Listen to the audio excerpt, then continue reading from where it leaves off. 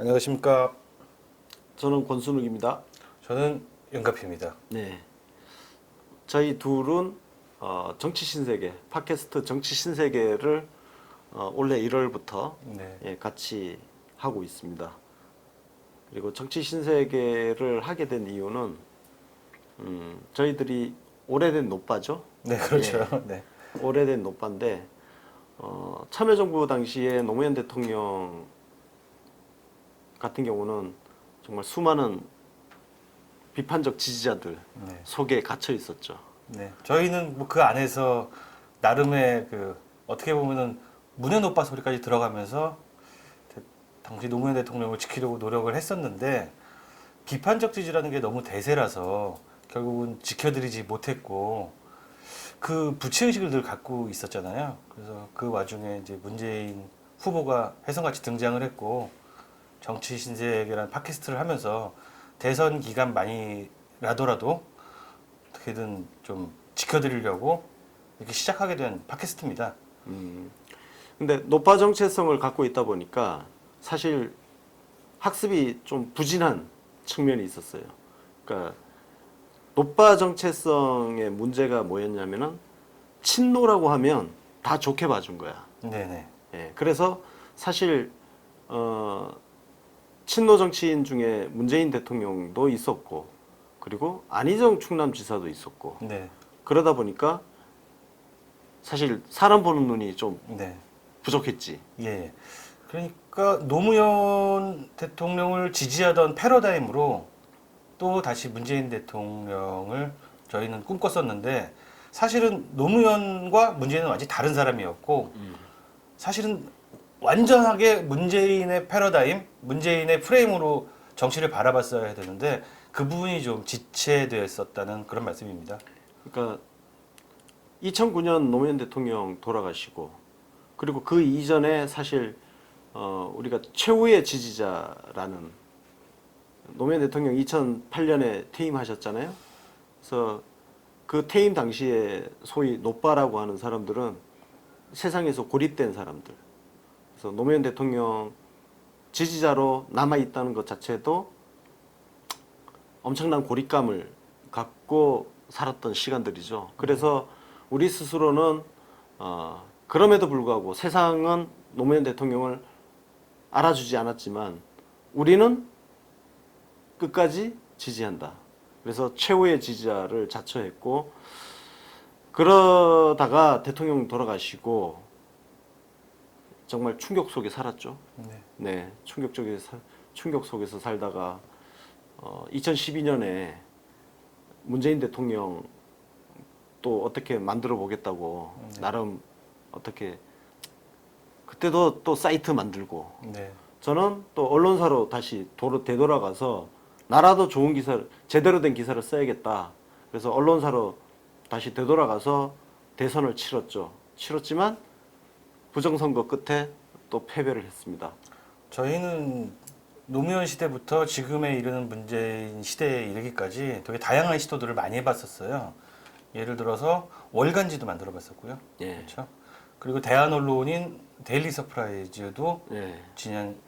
했었고 서프라이즈라는 사이트도 지켜봤고 굉장히 여러 가지 시도를 했는데 사실 모든 것들이 진행하다가 질이 멸렬하게 끝난 사례들이 많습니다. 그러니까 저희가 부족한 부분도 있지만 어떻게 보면은 그런 미디어들을 구독해 주시고 지켜 주실 지지자분들이 부족했던 것도 사실입니다. 그게.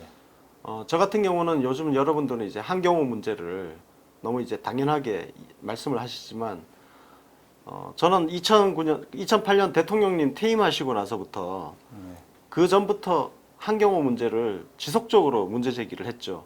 문제 제기를 했는데 노무현 대통령 살아 계실 때 그 홈페이지 안에서조차 사실 한경호에 대한 문제 제기가 다수의 목소리를 점하지 못했습니다. 네. 오히려 저처럼 한경호 문제를 제기하는 사람이 그 분열주의자로 좀 비판을 당했죠.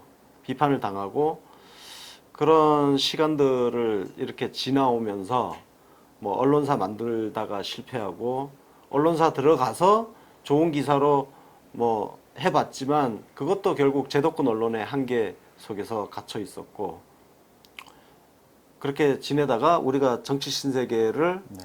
같이 우연찮게 하게 됐습니다.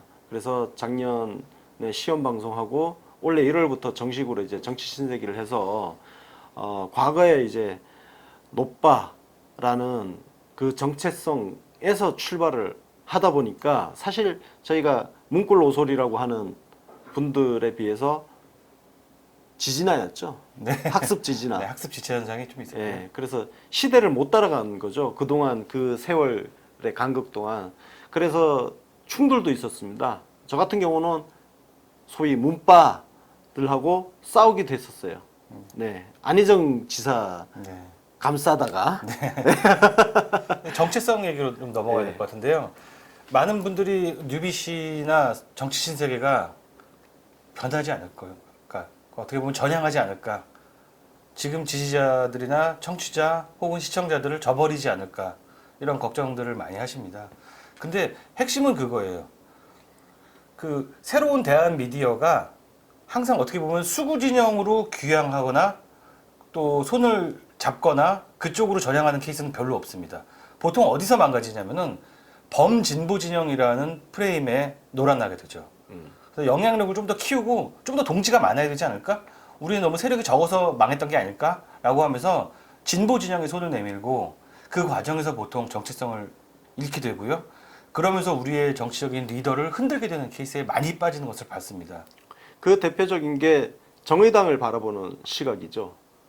저 같은 경우는 지금 지속적으로 정의당을 굉장히 강하게 비판을 하고 있고, 그래서 뭐 저는 이제 유시민바, 유바 생활도 했는데 그쪽 사람들은 일부 또 정의당에 들어가 있잖아요. 그래서 들리는 소리에 의하면 저를 엄청나게 뒤에서 싣고 있다고 예, 충분히 이해합니다. 네, 과거 한때 같은 뜻을 가졌던 사람 입장에서 정의당에 대해서 신랄하게 비판하는 제가 굉장히 못마땅하게 비춰질 수 있다는 점 충분히 이해를 하고요. 하지만 저는 지금 선을 단호하게 지금 그은 게 뭐냐. 한경호와 정의당이 오히려 둘은 굉장히 가깝잖아요. 그런데 한경호 정의당과 우리 민주당, 문재인 대통령과는 거리가 상당히 있다는 것을 저는 계속 이야기를 하는 겁니다.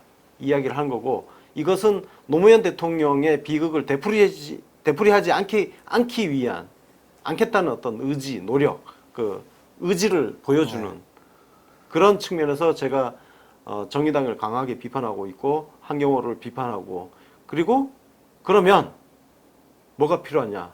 당은 지금 더불어민주당이라는 당이 있기 때문에 걱정이 없죠. 네, 그런데 그렇습니다.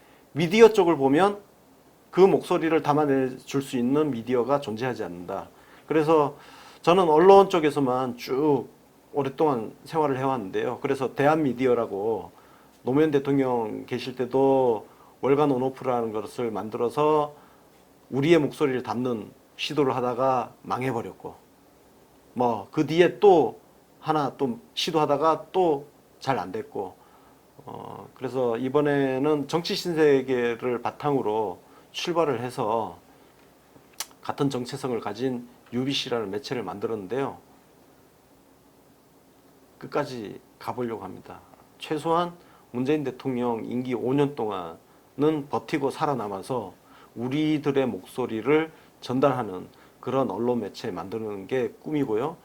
지금 소박하게 시작을 했지만 저희들도 내년 1년이라는 시간이 차면은 포탈 등록도 시도를 할 거고, 어쨌든 기존 언론과 대등하게 싸우기는 힘들겠지만 우리 목소리가 그래도 언론 기사를 통해서 나가는 거, 그 통로가 바로 UBC라는 거, 이거 하나 만들어내는 게 제 인생의 마지막 꿈입니다.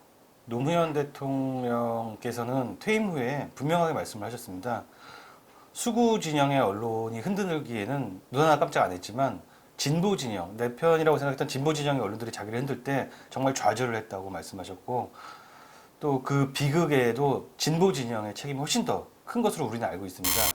따라서 진보 진영과 함께 가려는 유혹 때문에 흔들리는 것이 결국 우리 진영을 대표하는 언론들의 페인 포인트였거든요. 그 부분을 정확히 알고 문 대통령 퇴임하시는 그날까지 우리 민주진영 그리고 노무현의 후예 그리고 문재인을 지지하는 그 정체성을 흔들림 없이 유지할 것을 약속드리도록 하겠습니다. 그 정치 신세계도 마찬가지고 UBC도 그러한 약속을 드리도록 하겠습니다.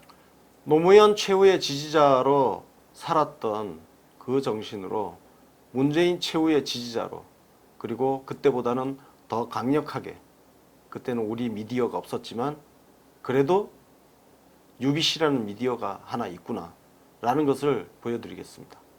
네, 끝까지 응원해 주시기 바랍니다. 감사합니다. 감사합니다.